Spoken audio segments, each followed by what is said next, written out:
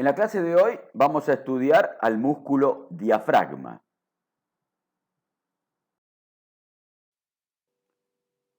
El diafragma es un músculo ancho dispuesto a manera de cúpula o campana o en paracaídas entre la cavidad torácica y la cavidad abdominal y se lo considera un músculo polidigástrico cuyos tendones intermedios se entrecruzan para formar en la parte media el centro frénico.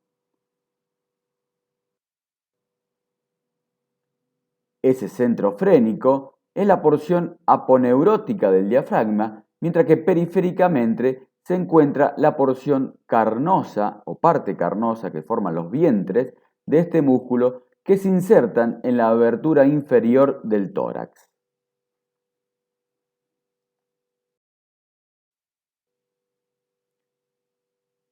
Esos vientres, es decir, que la porción carnosa, se van a dividir en diferentes fascículos y vamos a tener un fascículo anterior o external que se inserta en la parte posterior del apéndice cifoides, es decir, que va del centro frénico al apéndice cifoides, un fascículo lateral acostal que se inserta desde el centro frénico hacia la cara interna de las últimas 6 costillas, interdigitándose con el músculo transverso del abdomen, mientras que tiene un fascículo posterior o lumbofrénico que se inserta a través o por medio de pilares del diafragma.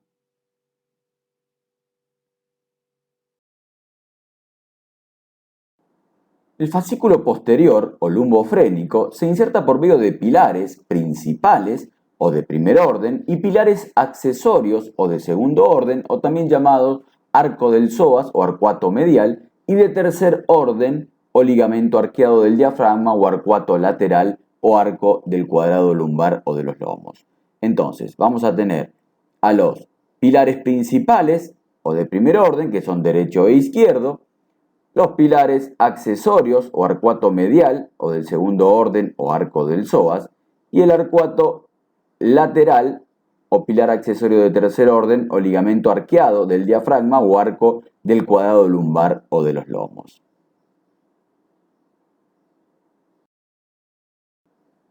Veamos entonces cada uno de estos pilares y tenemos que los pilares principales o de primer orden tenemos un pilar derecho que se inserta en el cuerpo de las 3 primeras lumbares y el izquierdo es más corto y se inserta en el cuerpo de las 2 primeras vértebras lumbares.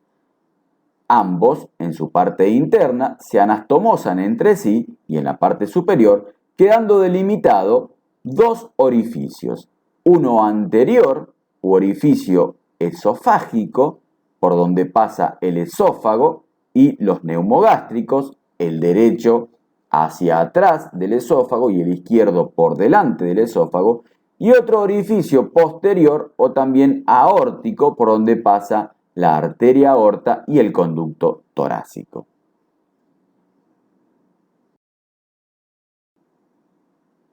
Veamos ahora los pilares accesorios y tenemos el pilar accesorio o arcuato medial o de segundo orden o arco del psoas, que este pilar de segundo orden o arcuato medial va del cuerpo de la segunda vértebra lumbar a la apófisis transversa de la primera costilla y se denomina del arco del psoas porque por ese arco va a pasar el músculo psoas.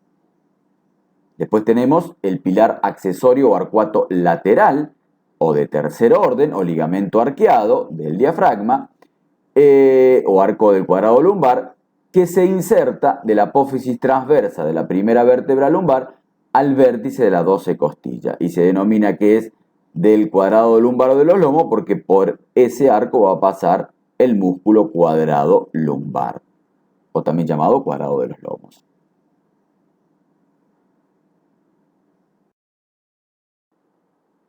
El centro frénico, que es la porción tendinosa de este músculo, tiene la forma de un trébol de 3 hojas, con una hoja anterior y 2 posteriores, derecha e izquierda, y en él se observan cintillas que cruzan entre sí, que son la semicircular inferior versiforme, que se ve mejor desde el abdomen, y la semicircular superior u oblicua, que se ve mucho mejor o está más marcada desde el tórax, donde se lo ve a este músculo. Y entre estas 2 cintillas limitan en la parte derecha del centro frénico el orificio de la vena cava inferior por donde pasa la vena cava inferior y el nervio frénico derecho. Por lo tanto, tenemos que describir diferentes orificios que pasan por el diafragma y esos orificios son 3 principales y varios accesorios. Veamos los principales, que son el orificio esofágico, el orificio aórtico y el orificio de la vena cava inferior. Esos son los 3 orificios principales. Veamos los orificios accesorios del diafragma y vamos a tener un espacio para el paso de las venas ácigos y el nervio espláncnico entre el pilar principal o de primer orden y el pilar accesorio o arcuato medial o de segundo orden. Y por fuera de este espacio va a pasar la cadena ganglionar simpática.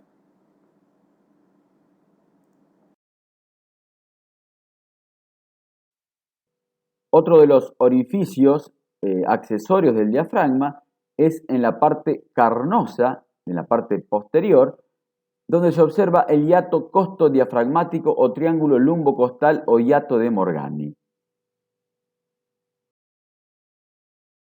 Por último, el triángulo externocostal o hiato de Larrey, por donde pasa la arteria mamaria interna.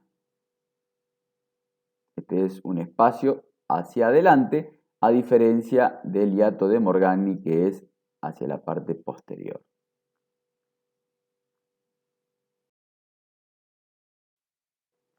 Veamos qué relaciones tiene el diafragma, ya que es un músculo que separa al tórax del abdomen. Y vamos a tener que por su cara superior se va a relacionar con el corazón y con la región pleuropulmonar. Hacia abajo, en la cara inferior, se va a relacionar con el hígado, con el estómago, con el vaso, con el riñón y con la cápsula suprarrenal.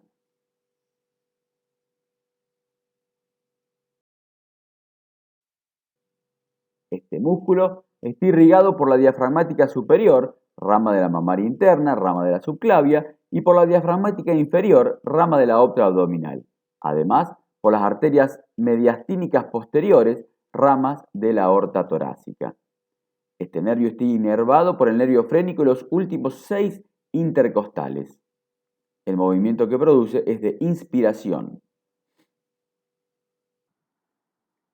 Muy bien, y de esta manera corta y sencilla hemos concluido con la explicación del músculo diafragma. Muchas gracias por su atención.